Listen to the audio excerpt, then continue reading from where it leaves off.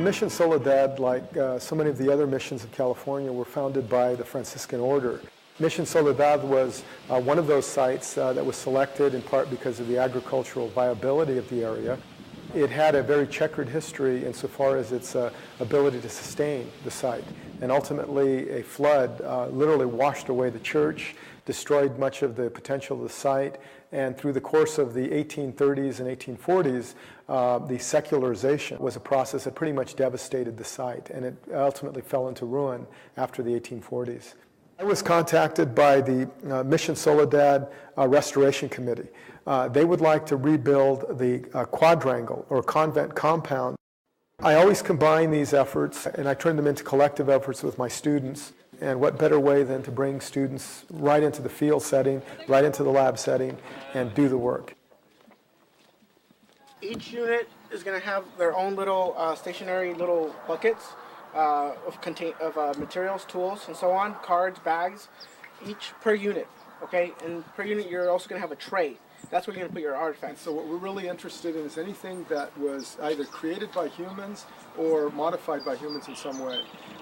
So in other words, artifacts. Ruben put me in a position to be a crew chief, and it's a little different from the past semesters. I've always been one of the students out there in the dig. Each unit has the little line level, and that's how you level out the ground. I'm on that. My crew motivates me to continue to work harder, make sure everything runs smooth. Ruben has always, given me a new task, a challenge, and that motivates me to do even better. And I'm just tapping there and there. I just like to put a little tape over it once it has dried and seal as tight as I can. Our strings, right? Our level lines? Yes. To the level 2 now. Level 2? Yes, level 2. Objective every time you go into your new unit, it's a new level, new objective. So the level and the objective are the same then? Yeah. Oh, okay. Yeah, it's just single digit. Just within the last couple of months, literally, this whole thing has come together. As I was wrapping up the Royal Presidio Chapel project, we moved straight into this project.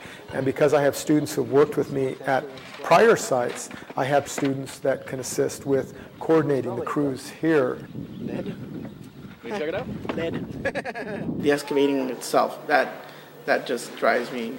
It's really fun, when you're out there just digging, you're like, what else is there? What can I find? And you find the artifact and you want to know the history and the story behind it. And that's when Ruben comes into place. He tells you what it is and you're like, oh, wow, I found this, Oh, you never. It involves the community. There's other aspects of service, and it's the dirty part, it's fun. So it just helps them to get closer to the history of their location. And they ask you little questions about, what are you guys doing? And you tell them, and then they ask, oh, how can I, is there a way I can volunteer? In addition to doing the archaeology, we're intending to do open houses for the public, tours for the public, and so forth. But we're also assisting with the cleanup and documentation of earlier collections acquired on the site, which they hope to bring into the museum setting. And by cleaning those, better documenting them, and providing images, photographs, and the like, we hope to help them with the mobilization on the museum. I hope he gets his motivation from us students, that he continues to put on these projects for students to learn. I have had some very dedicated students. In fact, some of them are on this site today. And what they've taught me is to have hope in each successive generation and the interest and the desires of students to learn. So this would be an interesting area to work because of the Native American workshops that would have been in this section. But I guess the question is how much of it's still intact. So.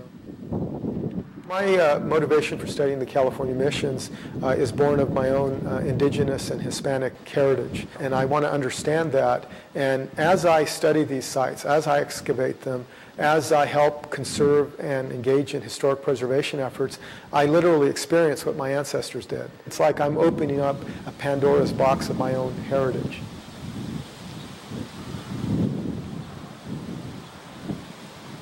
I do believe these are spiritual places. I do believe that they're sacred. They were sacred for, whether it be the friars, the Franciscans, or the earliest Native Americans who came into these sites and gave of themselves to help build them.